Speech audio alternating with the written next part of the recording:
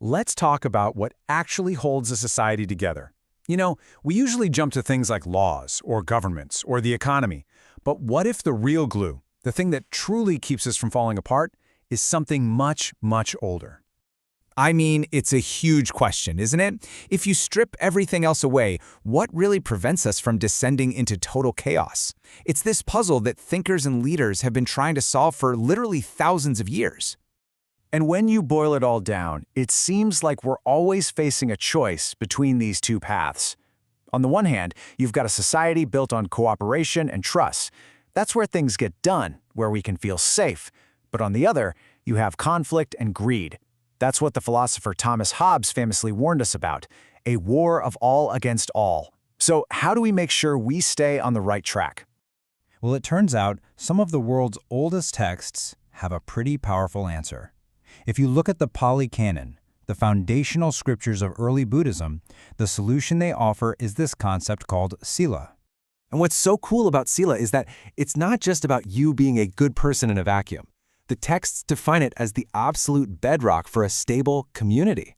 It's the shared ethical code that creates that trust and cooperation we were just talking about. It's what makes a functioning society even possible. And get this isn't some abstract philosophical idea that sounds nice but doesn't do anything.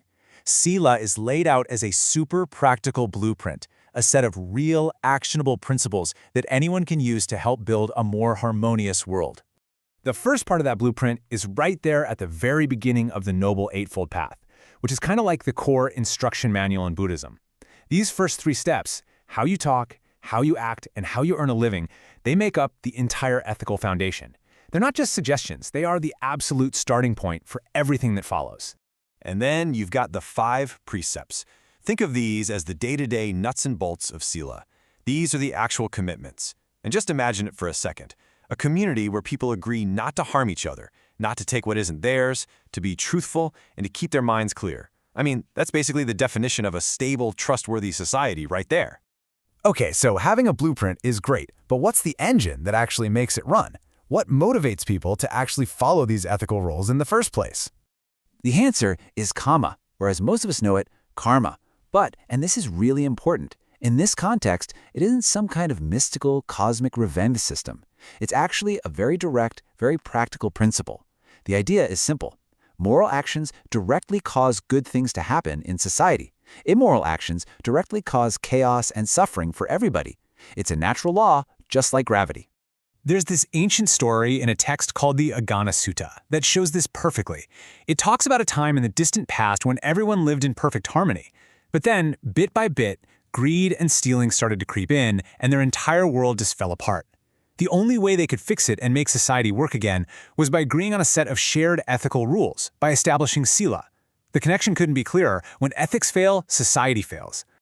Now, here's where things get really fascinating. This idea, this whole concept of a shared ethical foundation, it's not just some isolated thought from ancient Eastern texts.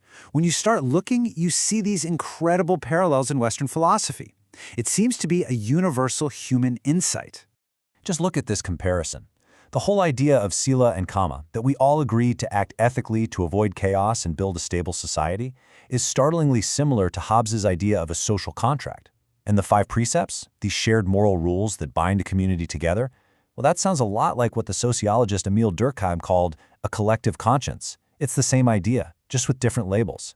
And that, ultimately, is the entire goal. This quote from the source material just nails it. Sila is the tool for transforming self-centered individuals into a cohesive community. It's about that shift from me to we, recognizing that my own well-being is completely tied up with the well-being of everyone else. And all of this leaves us with one final, and I think pretty crucial question for us to chew on.